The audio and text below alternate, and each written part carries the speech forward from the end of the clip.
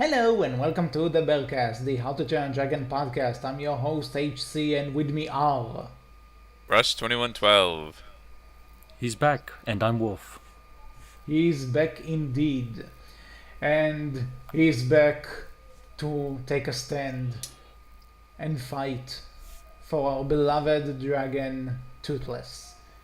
And you might be asking yourself, those at home, who does he have to protect Toothless from? Well, the answer is from Wolf.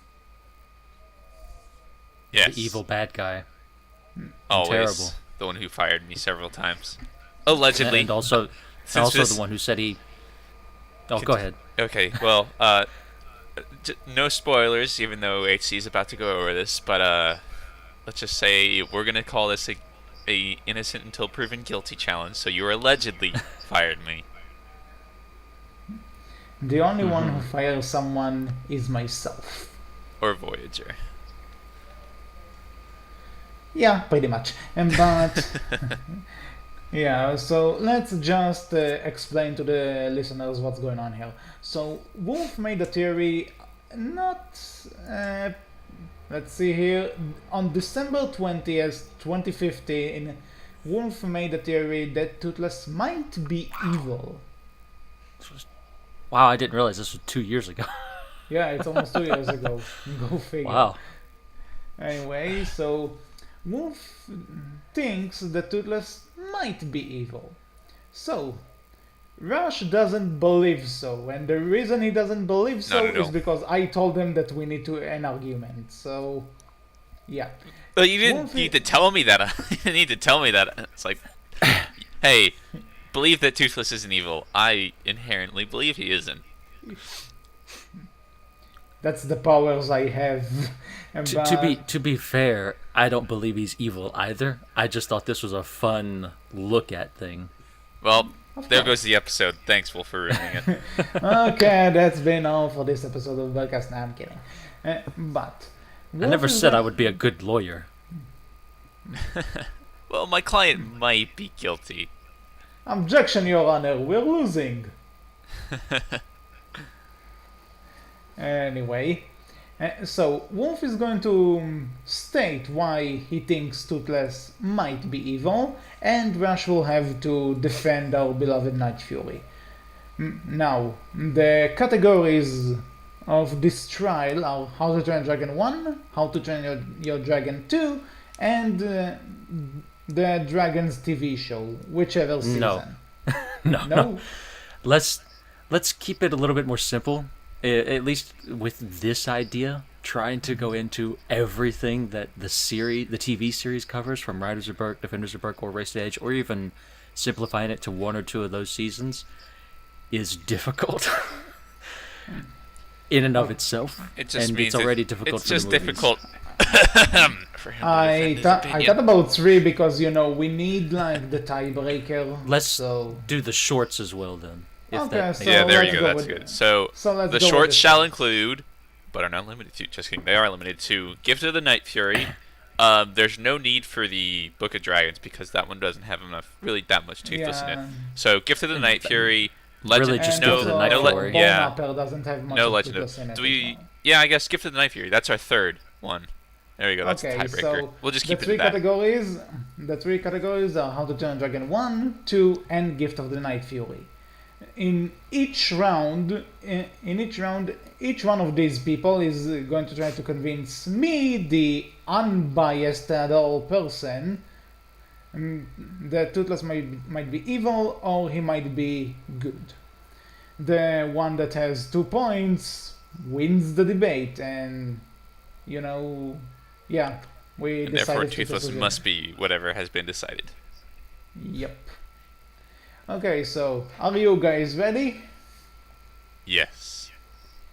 Eh. I love your confidence, Wolf. Love the confidence. Anyway, the court is now in session. Let's go Wolf, over as this. the primary accuser, you must begin your opening argument after HC does whatever he's about to do. Sure. Where's my hammer? I actually do have a gavel for when I was If it's not a president of the if it's not association. if it's not a squeaky hammer, then just don't bother.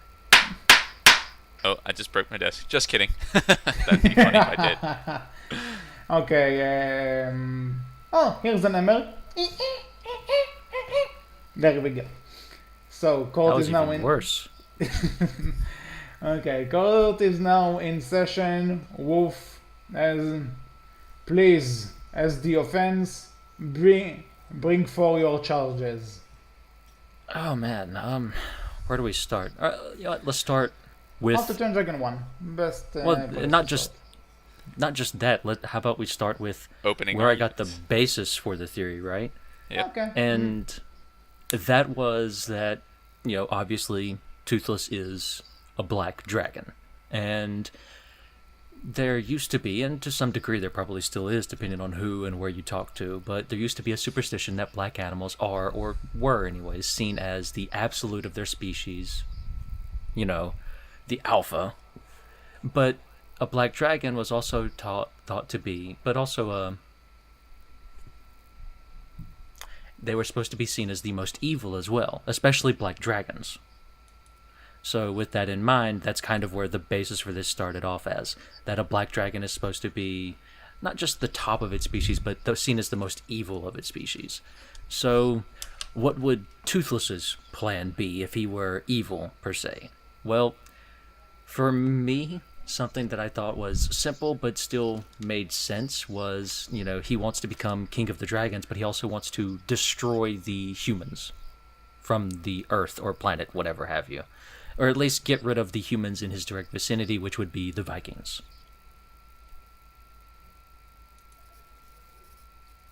That's it. Is that it? I mean, that's kind of opening statement, if you will. I will Okay. not. More? All right.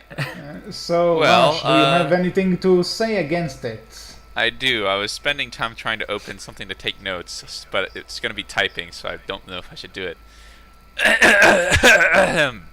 My opponent alleges, and I have to do a Southern Texas accent because that's usually the defendant in most movies. Mm-hmm. My opponent alleges that evil beings are always black. Now that is just too racist to be. Alright, why does a black dragon always have to be evil? I just do not understand. This is a case of race. Okay, I can't even. I'm sorry. Uh-huh. Yeah. But honestly, so it is. You do bring up an interesting point, but I will argue that just because of the being different does not make him evil. That is actually probably why he was. It's just a case of profiling. He was a black dragon that could be seen, was super fast, and people thought he was evil, and some people still do. So my defendant has been wrongfully accused of evil. I rest. What is it? I don't say I rest my case because that's at the end. Whatever it is. Okay, fine. I rest my case.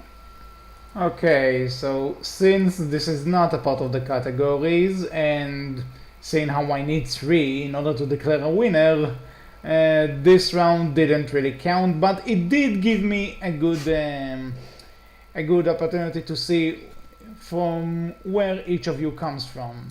So that's a good start. Now let's get to the actual meat of this discussion and for which we have gathered here today. Wolf, give us your thoughts about the matter based on How to Train a Dragon 1. Alright, looking at the first movie, you have to come up with, alright, how can you explain what's happening on screen to kind of work for Toothless being evil, if you will? And for me, one of the things that I think is that, alright, the Red Death is an issue. It's an issue he knows exists, and it's an issue that he has to deal with, but he can't deal with it by himself. So he's trying to figure out a way to deal with that. But unfortunately for Toothless, plans sometimes go awry, and that's where you have Hiccup shoot him down. One of his plans in learning and trying to bide his time on learning how to deal with the Red Death, because remember, we're dealing with dragons.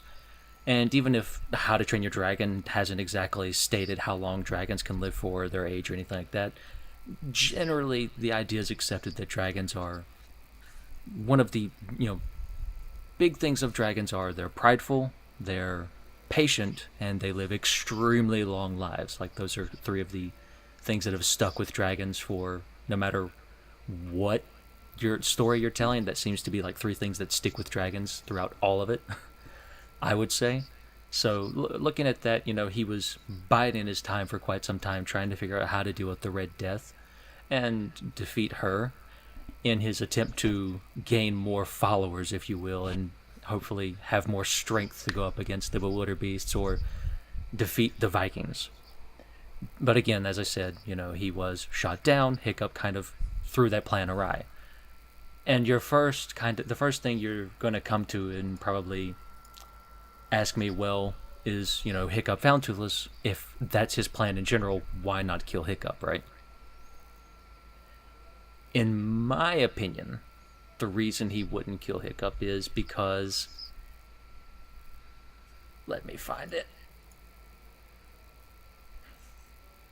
Again, going back to prideful. Toothless is nothing if not prideful. We've actually seen that throughout different parts of the movies, and even though we're not bringing it up, we have seen that Toothless is somewhat prideful in the show, too. No, you can't bring it up. Otherwise, I will. Either way, my example still stands. He's been prideful in the movies somewhat as well. So, Toothless is prideful. Owing his life to a human is definitely not something he's going to want to leave standing. Even if he does kill it, it's still, something he kind of owes. So, he doesn't kill him. He lets him live and just go and flies off.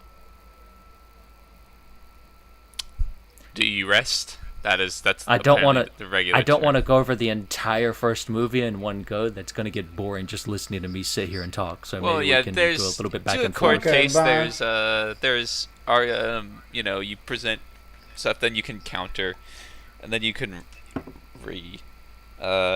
whatever it is. It's been a while since I've done any court stuff. It was last year, I guess, 2 semesters ago, and a lot has happened since then. Okay, but Rash, if you have something to argue, you can do it now. Yeah, Yes, know what? I Let's will. just kind of do it this way. Instead of having complete chaos, let's do it this way. I'll make a few points. Brush can counter them. If I can counter those, I'll counter them. Or we'll just go on to like the next half of the movie and kind of finish it up. Fair Okay. enough. Okay, so I will Rash, keep defend. mine. I will keep my points, movie wise, up to where Toothless flies off, as well as I will. I'm gonna have to spend a lot of time going back and editing out all that stupid lawn work that's going on outside. 'Cause I will do it, so you don't have to listen to it the whole time. But I'll just have to silence those parts. But anyway, so yes, Toothless is prideful. I will admit that. However, the idea that he has this bigger plan going on to kill the Red Death is absolutely farcical, I would think. You see, when he's if he had this big plan to do that, why hadn't he enacted it earlier? Sure, he's only 15 at the time of the movie. From the second movie, we know that Valka determines his age to be 20, and so it's like, oh, same age, right? So 15 in the first movie. However, it seems like he's in one of the best stages to do it. If he could do it with Hiccup on his back in the later movie, he could have done it anytime he wanted to. So that begs the question, why not do it whenever he could? He clearly has been, or Night Furies as a whole have been known to Vikings for quite some time. That means, and Toothless should have been able to raid for quite some time as well. So that just leaves a lot of holes in your story there, Wolf. And then the whole getting shot down by Hiccup probably kind of goes out the window when he sees Hiccup pulls a knife, and Toothless is like, alright, just get it over with. He gives up, it looks like. So, where's your pride in that? I do admit Toothless is prideful, but why would he give up like that if he had a bigger plan that he wanted to go on with? So, flying off, I really can't explain that away, but that's all I got. The defense rests. To counter those points, I'm looking at it, yeah, you could say he did give up, but at the same time, this is a human. As far as he knows, the humans kill dragons on sight, so he pretty much resigned himself to death. That his plan was not going to come to fruition because, he couldn't do anything about it if the kid decided to kill him, right? Countering another point you brought up, why didn't he immediately try and take on the Red Death sooner?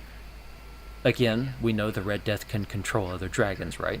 Toothless knows this, but also, looking at later on in the movie, Toothless doesn't kill, the Red Death isn't destroyed just because of Toothless, it's destroyed because of a plan Hiccup has. And that's why Toothless chooses to work with Hiccup, because this human intrigues him. And simply put, because this human comes to him out of curiosity, even though he's a dragon, and that confuses him, but also at the same time intrigues him, because he himself is a very intelligent dragon, and he's confused and intrigued by this human who should be afraid of him but isn't, and he wants to learn a bit more about it. And he also sees this as an opportunity to learn more about the humans in general as well. Fair enough. Quick side thing on I know, countering a counter, right? But you say humans kill in sight. Toothless's mouth wasn't bound, right? So why, if Toothless was evil and wanted to just get on with his plan, couldn't he have just blasted Hiccup away? You could obviously stuck there. Yeah, that's true. But he'd get out eventually when he's not, just from shock of getting shot down. The way the first movie represents it, he's already been there for most of the day, and that's true. You got me there. And he is fairly weak at that point as well. So I would say he'd probably starved to death, or yeah, he is pretty starved, or he's kind of stuck there without Hiccup either freeing him or something else happening. Okay. Anyway, on to your next points then. If I may just, conclude everything. You talked about Toothless's pride in that situation. I think in the kind of canon that Wolf presents us here, maybe dying by a human is more of a pride than dying by hunger. Like if he, because you're supposed to be impartial. Hiccup. No, because Rush did bring up the point that why didn't Toothless just plasma blast Hiccup while he was there? And yeah, to be honest, if pride is really a thing for dragons, if I was a dragon for that matter, I would find it more prideful to be killed by a human than, just laying there and die from hunger. I don't know. Seems a lot more heroic, I guess. But if you're talking about plasma blast, though, the second thing you have to bring up, though, is how the movie portrays it, and how the franchise has portrayed it in general. How do dragons gain their shots back? Is it through eating? Is it just through rest? How do they do it? And also, in the movie,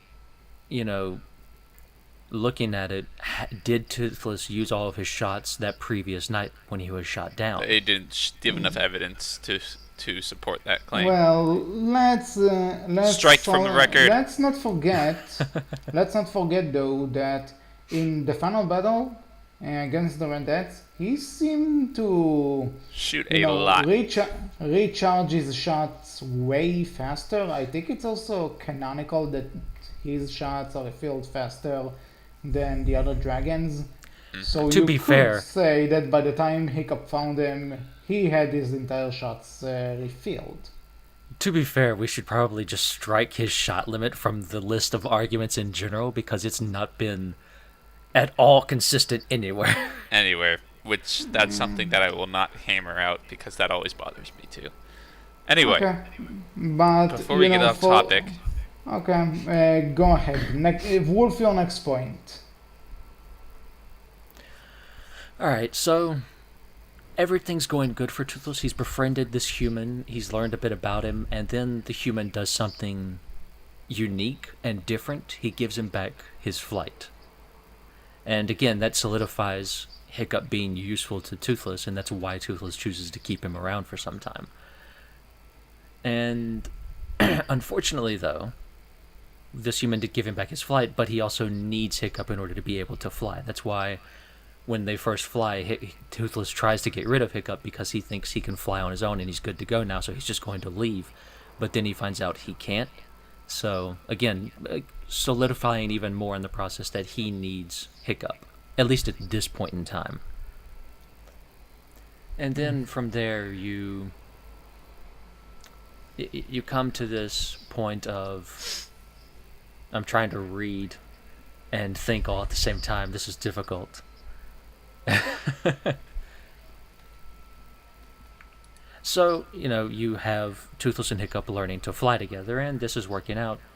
And they're getting more comfortable with one another, and...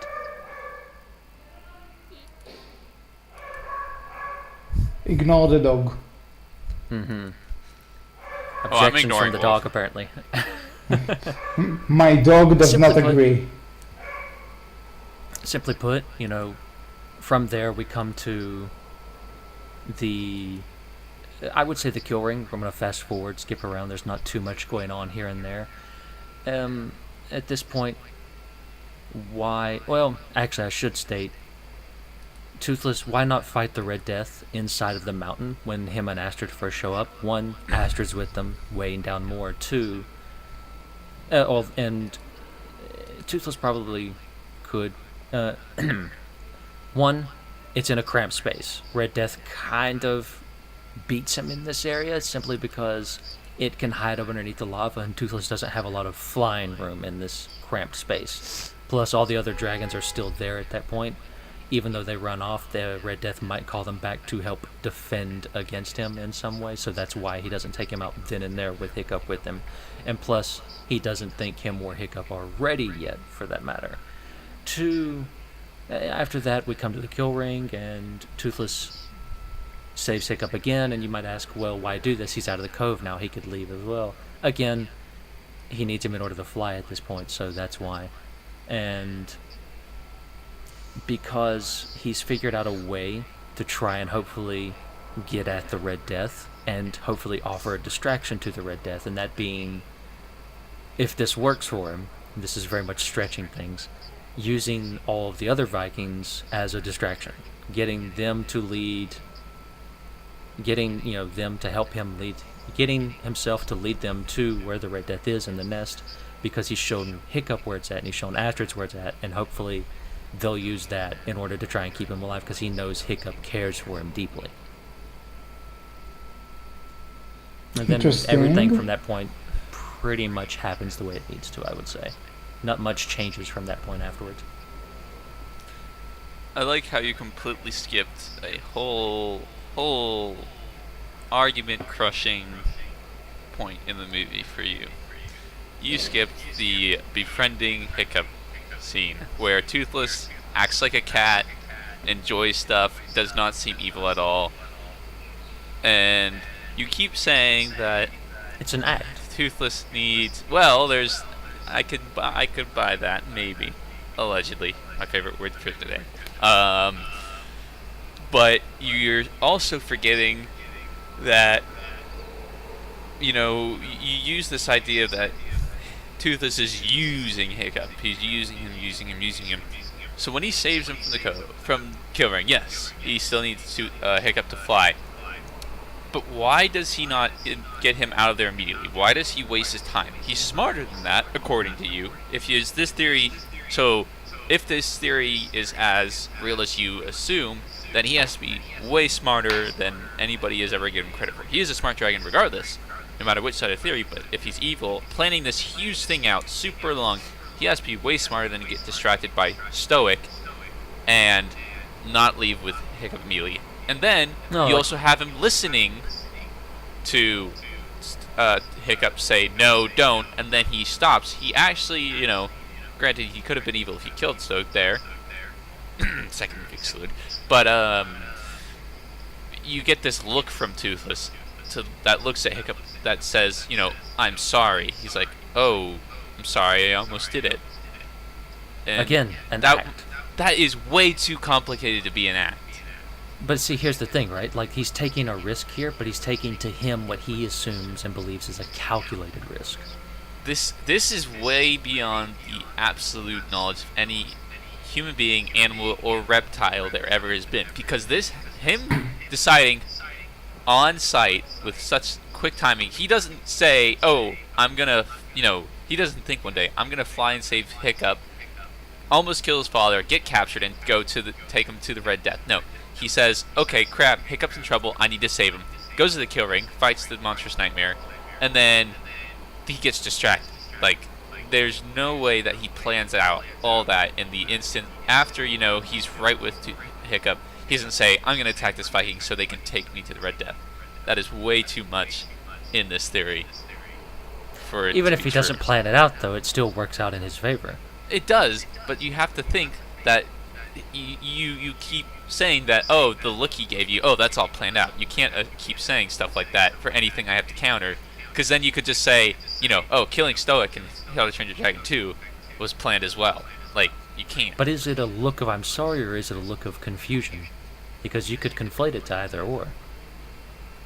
Well, either way, that still doesn't say he's planning it, which doesn't, that's not really saying he's evil, just confusion or sorry, regardless. But, he doesn't have to necessarily be planning that the Vikings take him. He still plans to kill all the Vikings. He still plans to defeat He still plans to kill all the Vikings. He still plans to kill the Red Death. It's just, once again, his plans have gone awry from what he originally was thinking and what he was trying to figure out beforehand.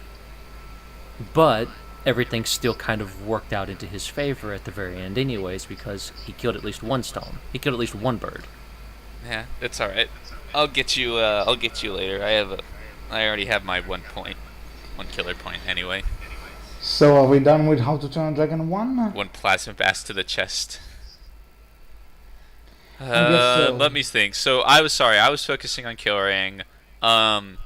As Wolf said, there's not much I can say about not much I could say about the fight with the Red Death. Saving Hiccup, you could say, oh, but again, Wolf will just counter with, oh, he still needs him to fly, which is true. At that point, he still does, though. What about, let's see, there's nothing else.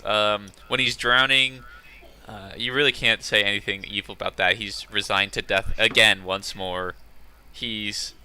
How about this? What about the look he gives when Hiccup is pulled away, or drowning himself trying to free Toothless? What do you say about that? Shock. All right, next Surprise. topic. Okay. Yeah, guys, all right. How to guys, Train Your Dragon we 1 is over, I guess. Order in my court. We still need to decide on a winner in How to Train Your Dragon 1's case. And Closing since arguments for both How to of- Train Your Dragon 1. now, Rush, you are the defender. I am the judge. Let me do the judging. Yeah, but I just So- I have closing arguments for How to Train Your Dragon 1.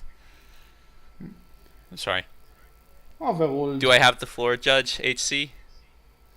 I just said overruled you. Okay, go ahead. Say what you have to say. So, my opponent continues to allege that the Night Fury is evil, as he should, seeing as it's his argument. However, his basis of the argument stands on a long-running plan that has only no real proof of evidence yet. He only alleges that Toothless wants to kill all Vikings through a long-standing and incredibly convoluted plot that has several holes that he tries to cover up with as he's planning it, or it's just an instant shock reaction. I do not believe, nor should anybody believe, that Toothless is guilty of being evil. I rest. So, as the judge in this court, I have to say that both of you have made very good points. Um, but after much consideration and thinking about points where I agree with Wolf more and points where I agree with Rush more, I don't really have a definitive winner. So, you know what? For once in this court, I'm going to go with the asshole way out and give both of you a point. Hey, Wolf, you want to collaborate on a HC is evil argument? Sure. Why not? All right.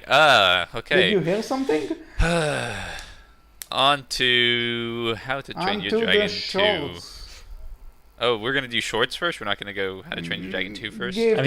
Gift of the Night Fury came out first, so you know. I know it It's did, technically- but It's also the Canonically, it's also yeah, we could do that. Yeah, it's also canonically it happens first, so you know. all right. Well, fair enough.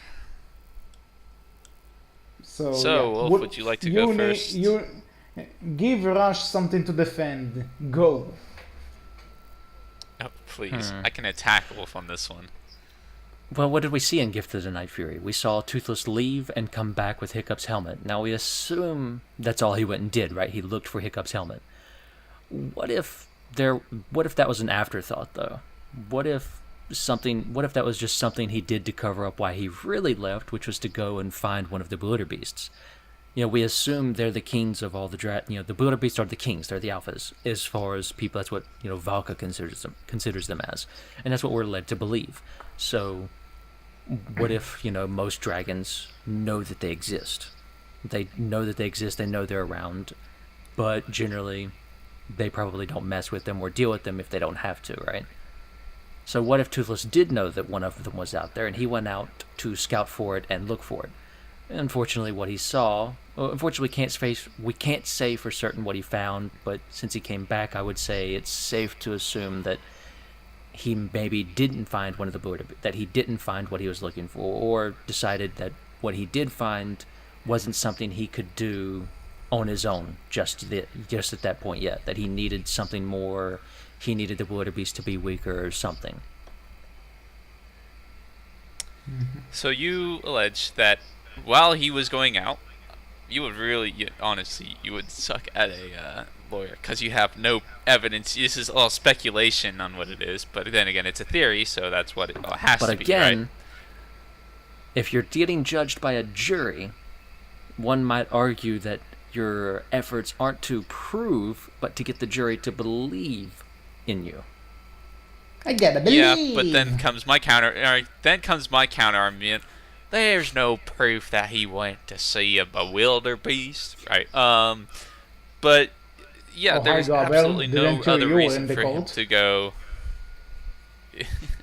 I believe that my friend the Night Fury is actually a good fellow. No. That's quite loud. No, not that was Gabriel. way too spontaneous. Anyway, but yeah, it's just huge speculation here. What if? You said that a lot. Just kidding. You said it about 3 times, but it's still too many times. A bunch of what ifs that you really can't prove. Then my biggest argument is you talk about him needing Hiccup in the first movie, which is why he saved him. He needed him to fly. He gets his own tail. Now you say he didn't find anything, so he came back, or he found something he couldn't do by himself, so he came back. But why? Why would he come back? I mean, sure, Hiccup is a great planner, but if Toothless has this huge plan, I'm bringing back up this intelligence thing, he should be able to figure it out himself. If he didn't find anything, your first point, there is absolutely no reason for him to ever come back. He doesn't need to bide his time. He can do whatever he wants himself. Then you get your other part where it's he finds something he can't do by himself, so he needs to bide his time. Well, then what is the time? How does he know when the right time is? Does he just get lost for 5? I guess is this 1 year? Time frame wise, 4.5 years. Let's say it's a half year after the end of the first movie. Does he just wait 4.5 years for it to conveniently happen, or does he just forget about it? So why take all this time? Why? Counter arguments. Go. Dragons are very patient. They live very long lives. So they can wait as long as they need to. 4.5 years, if you're looking at the movie time, that's just when it happens to be the great time to do it, because both wildebeests are killed. He doesn't have to do any. Well, one of the wildebeests are killed. The other one he's able to beat on his own. But he does. Surprising. It's not the perfect time. It's all convenience. Yeah, but again, That it happens. that works. It's again, plans. It's not really a plan. It's he has an idea, a thing he wants to do, a goal that he wants to achieve. He kind of works around that. He works around what happens and deals with what comes up to get to that goal, hopefully at the very end. All right. Well, that being the case, let's go to one of HC's favorite moments. The eggs explode. No, I'm just kidding. Why does he break the tail then? Because is he used to Hiccup? Well, does he want to kill all humans? Like, why would he do that? Why would he break the tail that allows him self-fight, that he can get out of any situation he wants, and go back to being with the human that he wants to kill, according to your kill all humans, Futurama Bender style of plotting? Well, to be I would honest, say back the in reason- the countdown episode, Wolf actually agreed that that favorite point has something to do with this theory. So I'm curious. Did I? Yeah. What? I don't remember. I You've remember confused me. I remember mentioning it, and then you said, this part actually actually kind of I don't remember exactly how you said it, but you said that it relates somehow. I don't remember how. So you're talking about the point where he breaks his tail, and you're asking me how I would explain that, right? Correct, Yes. Rush? Yes. Why would he prefer, if he was evil, why would he prefer the companionship of a human who he has sworn to kill, based off your theory, over self-flight, where he doesn't actually need to rely on humans anymore? Again, I would say, well, again, one, you have to think of, Toothless isn't completely stupid. He's seen Hiccup working in the forge at some point here and there from at this point now, so he knows stuff needs maintenance. He knows Hiccup has, even if he doesn't understand what Hiccup's doing, he knows Hiccup has had to work on his current tail fin, the one that Hiccup uses to help him fly, so he definitely knows that he's probably going to have it worked on at some point. If anything happens, what's he going to do? He's going to be stuck then. Even if he doesn't know exactly what could happen, he knows that something could happen, or he understands that something could go wrong. So he's stuck at that point. So he still kind of technically needs Hiccup at this point. Not just that, but again, I come back to the idea that it's still an act. He does this to earn Hiccup's trust even more, because he wants him around, because he needs that trust still. For what At this point, purpose? At this point, I would also say Toothless has learned that Stoic is the leader of these people in some way, shape, form, or fashion, similar to how a Bewilderbeast is the leader of dragons. And so Hiccup, and he realizes that Hiccup is the son of this so-called chief, so he needs him to be in that position of power as well. So you're Again, telling that makes me Hiccup even more useful. that Toothless wanted to be controlled by the Bewilderbeast to take out the chief, the Bewilderbeast of humans. Wait, I'm we're saying- not there yet. We're not there yet. I know, that's just why I was laughing, though, because it's like, that's such an absurd theory in my head. That's not what I'm saying at all, though. What I'm looking know. at that point specifically, I would say what you see is what you want to see.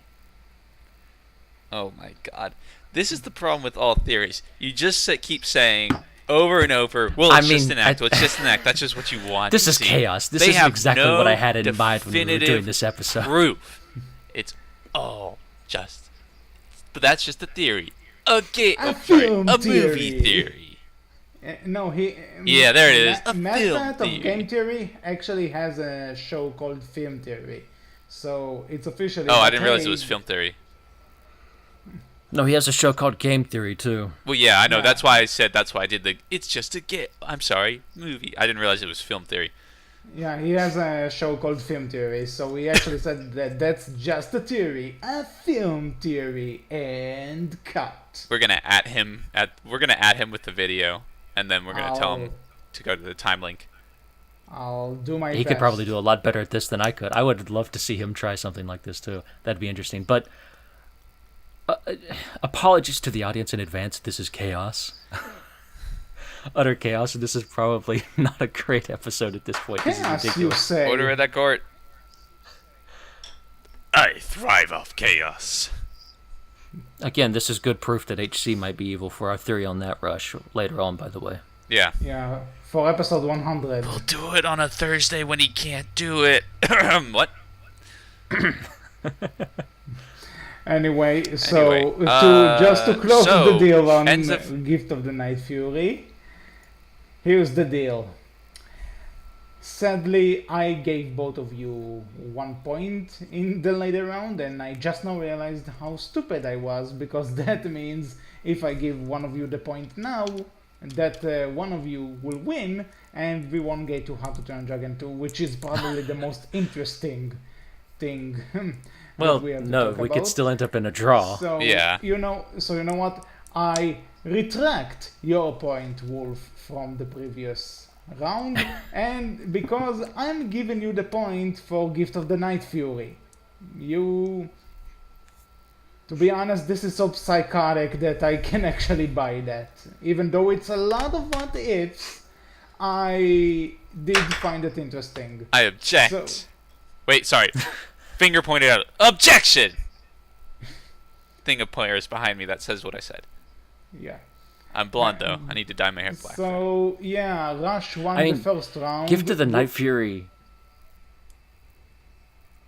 You wanted to say? Somebody go. Yeah, somebody. Go ahead.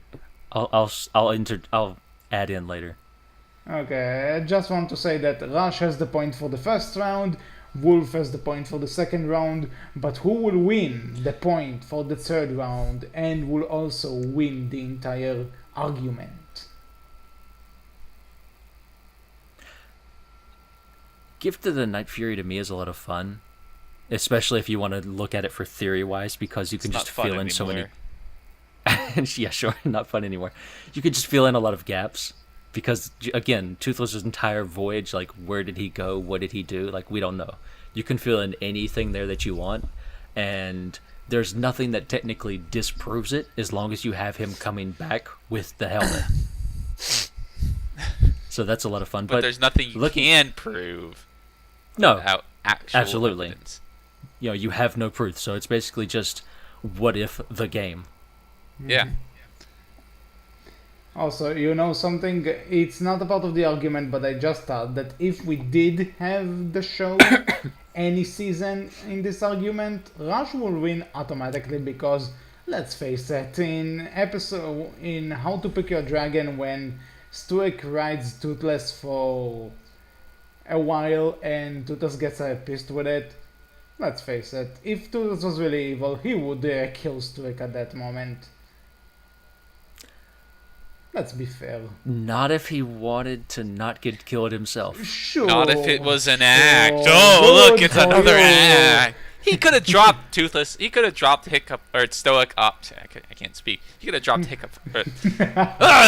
He could have dropped Stoic off somewhere in the middle of the ocean and then like somehow flown back because you know how they always explain he can somehow fly without a rider now and whatnot. I don't know. They always add stupid crap into the TV show.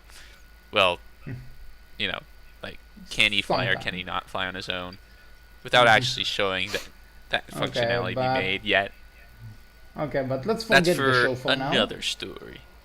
Yeah, that's for Your another fault. time. So let's go on to the final round. Both sides are tied, so let's see who is going to win this court. Next up, How to Train Your Dragon 2. Wolf, the court is yours. Oh boy. Our first plot point.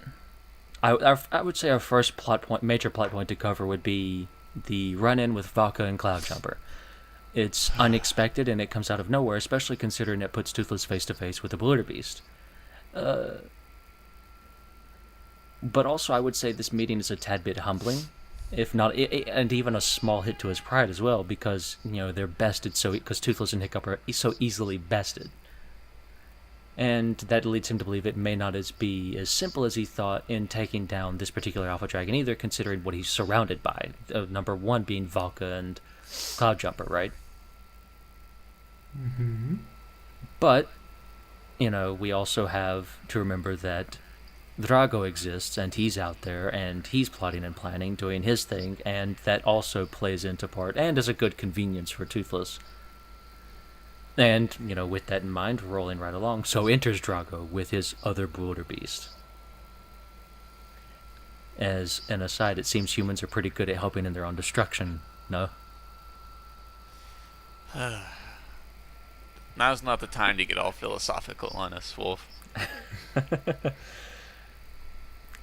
But, with that said, a fight ensues between the two wildebeests. One kills the other, and it would seem Toothless was born under a lucky star at this point, for how much this is stretched and how lucky he gets and how convenient everything is. He's super lucky to kill Stoic, right?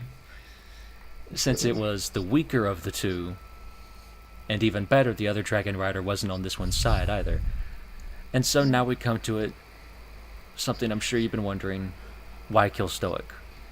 Because he needs that Toothless face on a life. mug, Well, that was... Yes, I mean, even I would argue that was mind control. He had no choice but to do that. Again... I swear to God, if you say an act... He planned to get mind controlled. Is that what you were No, going he to acted say? like he was mind controlled. Acted like he was mind controlled. No. Oh But- my No. God. No. He was about to kill... He had no idea that Stoic would jump in front of Hiccup and do that, alright? That is way too... I'm stopping you right there. Why didn't he shoot Hiccup sooner? He could have shot Hiccup at any time. Why did he wait so long? Why did he crawl? Why did he literally walk so slowly up to Hiccup? Because why waste dramatic. all that time? Or he's wasting time because he knows Stoic looks after So if Hiccup Stoic was on the other and is side of way the too island, protective. he would just keep crawling until he just basically walks right over him until somebody gets in the way. Stoic, actually, because you inherently want it to be Stoic, or sorry, Toothless wants it to be Stoic. No, I'm going back to my original. You want Toothless to want to kill Stoic. So you just want, Astrid gets in front of him. Toothless is still crawling forward. Valka gets in front of him. Still crawling forward. Stoic gets... Oh, there it is. Shoot Stoic. It's like, good God, what the hell is going on? I was able to accept it if you had just said killing Stoic was just an act of mind control, but it helped him out in the end. But you had to go along and say, no, it was an act. Why he not? It waited makes it for fun. Stoic to run down the freaking side of a mountain just to jump in front of Hiccup. I mean, it was worth it just to hear this rant from you, in my opinion. You know something? I think Rush just bested my fanfiction rant from episode 22. This was a lot Yeah, better. but mine was warranted. And mine was wasn't? warranted. You brought that up on your own. Wolf actually brought this up, and it's related to our Because topic. we had to talk about stuff we hate. Yeah, but yours was 7 minutes long. I didn't lose Whatever. track of time. No, mine was not 7 minutes. Mine was only 4 minutes. Only 4 minutes, I say. Like I said, you're best of mine, so what does it matter? But yeah, I think Rush. We'll let the defended- jury decide that, i.e. the viewers. Oh God! All right. Jeez, But where I think was Rush I defended before I his calmed down side. a little bit? Wolf, do you have anything to add? So I defended. Maybe Well, I something- defended my side for that one. So I just want to say, bringing up, I know you keep saying it's an act, and that's going to be the response to this one. But I'd like to believe that in 5 years he would either he's either the greatest actor of all time, or he actually lost himself. Even if he did think of this huge plan and was evil, you have to admit that he could have gotten lost in the humanity at some point towards it. Which means that he's not always evil. I would say so. I would say, Okay. yeah, he could definitely, you put up an act for so long, you can definitely Believe start it. to believe you are what you act to be, right? Fair enough. Okay. So he could definitely lose himself to it to some degree. But I would say there's also, that nagging feeling in the back of his hand, Yeah. in the back of his head at all times, like, this is my plan, this is my goal, purpose. this is what I want to do and achieve. Okay. Anyway, on to more sane topics. So the 5 years go by, blah blah blah. They get captured. There's really not much to. There's really, like you said, you really had no points about until you get to the Belarus part, because there's really nothing to argue evil versus good in those parts. Gets captured by Valka. There's really nothing, like, you could just say it's a hurt to the pride, but you didn't really bring up any evil points there. I guess you said he could think he's out of his league, but maybe it's just that he was once under the control of the Red Death and he just didn't like it anymore. Like, it may not have been, crap, this is like horrible, I'm way out of my league. This could just been, I don't like bowing down anymore after I've been free for so long. Let's see, next thing we went to was the fight versus the Belarus, and I already did that huge rant. I mean, if he was evil, why wouldn't he shoot more? I mean, you could say Hiccup was stopping him from shooting the people that were trapping the dragons, but, oops, my Plasma Plus was a little too powerful and sent shrapnel into people, right? Why not? Kids movie? No, I'm just kidding. They killed Stoic. They can kill henchmen that are off screen. Anyway, to be honest, I think I have my final judgment. So, order as I present my final result. There you go. Thank you. The floor is yours, HC. So, Wolf, even though you brought a lot of interesting points and points that we can take into consideration, you kind of dug your own grave. And by that I mean, seriously, dude, he wanted to be mind controlled? I'd say wanted. He acted like he was, is what he said, which is was my breaking point. Yeah. I said it helped in the plan of getting Hiccup to be chief. That was convenient. Yeah, Again. and that's another thing. Even though, again, you have a lot of interesting points, the Toothless's plan is full of what ifs and scenarios that he couldn't really predict would happen. Therefore, Rush, you get the final point. Toothless is innocent. I was There is one question we have to ask, though. Whose viewpoint do you think we see all this from? Like, cameraman. Not necessarily what I mean. We know. I know. Just... Looking at the third movie a little bit, and what we've kind of been told about that a little bit, we know Dean kind of wants to end it in a similar way to the books, and he wants to end it with Hiccup talking about how there were dragons when he was a boy, right? Yeah. So the question is this all from Hiccup's viewpoint? The second movie definitely was. It was a coming of age for Hiccup.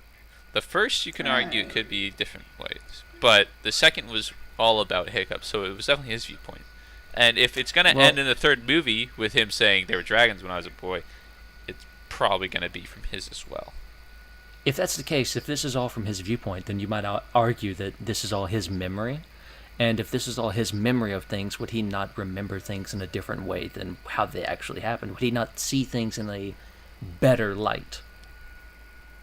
Mm-hmm. Toothless shot my dad with a pillow and my dad was okay. Not that kind of light.